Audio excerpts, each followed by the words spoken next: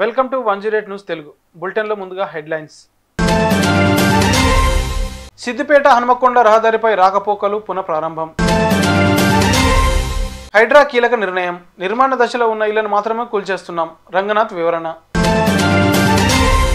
ఉత్తరాంధ్రలో కుండపోత వర్షాలు, ఏపీకి రెడ్ అలర్ట్ జారీ చేసిన వాతావరణ శాఖ. ప్రభుత్వం అన్ని విధాలుగా ఆదుకుంటుంది, పరామర్శలో డిప్యూటీ సీఎం వెల్లడి. ఆ కాలేజీలు కూలిస్తే రేవంత్ హీరో అవుతారు, రాజాసింగ్ సంచలన వ్యాఖ్యలు. ఉత్తరాంధ్రలో భారీ వర్షాలు పడుతున్నాయి. వైజాగ్ సిటీతో పాటు అనకాపల్లి, శ్రీకాకుళం, విజయనగరం, ఉభయ గోదావరి జిల్లాల్లో గత 24 గంటల్లో 100 నుంచి 150 మిల్లీమీటర్ల వర్షపాతం నమోదైంది. శ్రీకాకుళం టెక్కలి మధ్య 16వ నంబర్ జాతీయ రహదారిపై రాకపోకలు నిలిచిపోయాయి. వచ్చే కొన్ని గంటల్లో శ్రీకాకుళం, విజయనగరం, అల్లూరి జిల్లాల్లో కుండపోత వర్షాలు కురుస్తాయని వాతావరణ శాఖ హెచ్చరించింది. ఈ నెల 11 వరకు మత్స్యకారులు వేటకు వెళ్లొద్దని సూచిస్తున్నారు విశాఖ తుఫాను హెచ్చరికల కేంద్రం అధికారులు. అక్రమ కట్టడాల కూల్చివేతపై హైడ్రా కమిషనర్ ఏవి రంగనాథ్ వివరణ ఇచ్చారు. ఎన్డీఎల్ బఫర్ జోన్లలో వచ్చే కొత్త నిర్మాణాలను మాత్రమే కూలుస్తున్నామన్నారు. ఎన్డీఎల్ బఫర్ జోన్లు ఇప్పటికే నిర్మించి అందులో ఎవరైనా నివాసం ఉంటే ఇళ్లను పడగొట్టం. ప్రస్తుతం నిర్మాణ దశలో ఉంటే మాత్రమే కూల్చేస్తాం. మల్లంపేట చెరువులో కూల్చేస్తున్న భవనాలు నిర్మాణ దశలో ఉన్నాయి. బఫర్ జోన్లో అనుమతులు లేకుండా నిర్మిస్తున్నారు. సున్నం చెరువులో నిర్మించిన కొన్ని షెడ్లు వాణిజ్యపరంగా వినియోగిస్తున్నారు. గతంలో కూడా వాటిని కూల్చేశారు. మళ్లీ నిర్మాణాలు చేపట్టడంతోనే ఇప్పుడు కూల్చేస్తున్నాం. బిల్డర్ విజయలక్ష్మిపై క్రిమినల్ కేసులు నమోదు చేశాం. మాజీ ఎమ్మెల్యే కాడసాని భూపాల్రెడ్డిపై క్రిమినల్ కేసులు నమోదు చేశాం. ఆక్రమణలో ఉన్న ఏ ఇంటిని కూల్చబోమని ప్రజలందరికీ హామీ ఇస్తున్నాం. ఎన్డీఎల్ బఫర్ జోన్లలో ఉన్న స్థలాలు, ఇల్లు మాత్రం కొనుగోలు చేయొద్దని రంగనాథ్ తెలిపారు. సిద్దిపేట జిల్లా కోహెడ మండలం బస్వాపూర్ వద్ద దాదాపు వారం రోజుల తర్వాత సిద్దిపేట హనుమకొండ ప్రధాన రహదారిపై వాహనాలు రాకపోకలు పునఃప్రారంభం అయ్యాయి. మోయతుమ్మెద వాగుపై నిర్మించిన నూతన హైలెవెల్ వంతెనపై నుండి వాహన రాకపోకలను అధికారులు పునరుద్ధరించారు. ప్రతి ఏటా బస్వాపూర్ వద్ద భారీ వర్షాలు పడినప్పుడు లో లెవెల్ వంతెనపై వరద నీరు ఉధృతంగా ప్రవహించడంతో వాహనాల రాకపోకలు తీవ్ర అంతరాయం ఏర్పడేది. హైలెవెల్ వంతెన నిర్మాణంతో ఇకపై మోయతుమ్మెద వాగు పొంగి పొర్లి ప్రవహించిన ఎలాంటి ఆటంకం లేకుండా ప్రధాన రహదారిపై నిరంతరంగా వాహనాలు రాకపోకలు కొనసాగుతున్నాయి. బస్వాపూర్ వద్ద మోయతుమ్మెద వాగుపై హైలెవెల్ వంతెన నిర్మించడం పట్ల గ్రామస్తులు, వాహనదారులు హర్షం వ్యక్తం చేస్తున్నారు. హైడ్రా కూల్చివేతలపై బీజేపీ ఎమ్మెల్యే రాజాసింగ్ కీలక వ్యాఖ్యలు చేశారు. ఆదివారం ఆయన మీడియాతో మాట్లాడుతూ హైడ్రా అధికారులు ఓవైసీకి చెందిన ఫాతిమా కాలేజీని ఎప్పుడు కూలుస్తారని ప్రశ్నించారు. ఏ రోజు కూలుస్తారో ముఖ్యమంత్రి రేవంత్ రెడ్డి, హైడ్రా కమిషనర్ రంగనాథ్ తేదీని ప్రకటించాలని డిమాండ్ చేశారు. ఓవైసీ కాలేజీలను కూల్చకపోతే హైడ్రా మిషన్ విఫలమైనట్లే అని విమర్శించారు. ఓవైసీ కాలేజీలను కూల్చేస్తే ముఖ్యమంత్రి రేవంత్ రెడ్డి హీరో అవుతారని సూచించారు.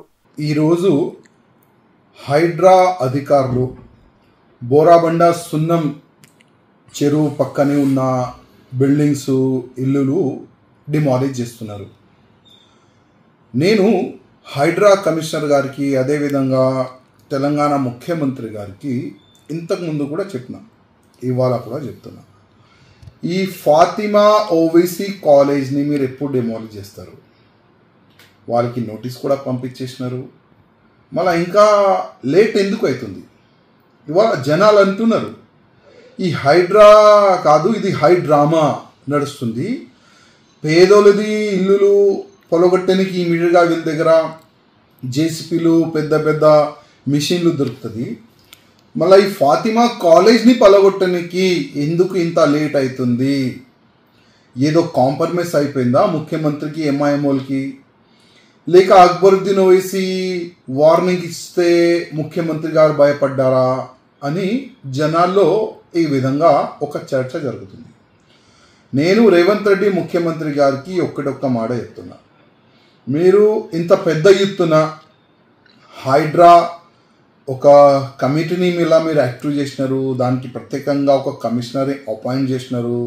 ఎక్కడెక్కడ చెరువులు కబ్జా అయింది దానికి మళ్ళీ ఒక్కసారి క్లీన్ చేయాలి, చెరువుల్ని కాపాడాలని మీరు డిసిషన్ తీసుకున్నారు.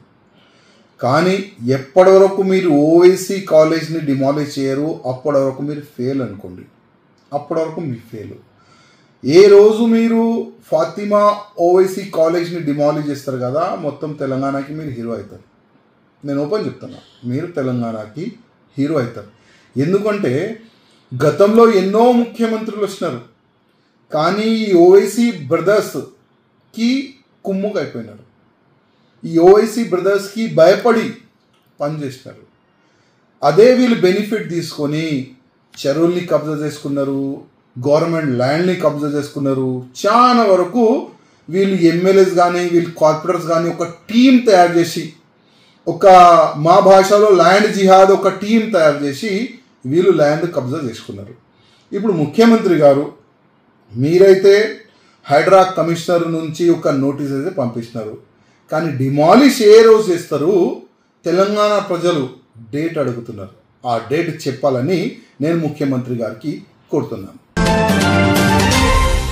ఖమ్మం వరద బాధితుల పరామర్శలో భాగంగా డిప్యూటీ సీఎం బట్టి విక్రమార్క మధిర నియోజకవర్గంలో పర్యటిస్తున్నారు. ముదిగొండ మండలంలోని పలు గ్రామాల్లో సందర్శించిన ఆయన వరద వల్ల సంభవించిన విపత్తును, ప్రజలు ఎదుర్కొంటున్న సమస్యలను అడిగి తెలుసుకున్నారు. వరదల వల్ల నష్టపోయిన బాధితులను ప్రభుత్వం అన్ని విధాలుగా ఆదుకుంటుందని భరోసా ఇచ్చారు.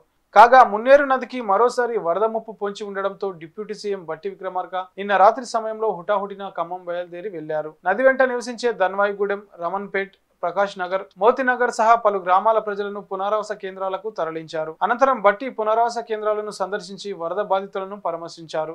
అన్ని విధాలా ప్రభుత్వం తరఫున సహాయం చేస్తామని హామీ ఇచ్చారు. ఇవే ఇవాల్టి బులెటిన్ అప్డేట్స్. మరిన్ని బులెటిన్ అప్డేట్స్ కోసం కీప్ వాచింగ్ 108 న్యూస్ తెలుగు.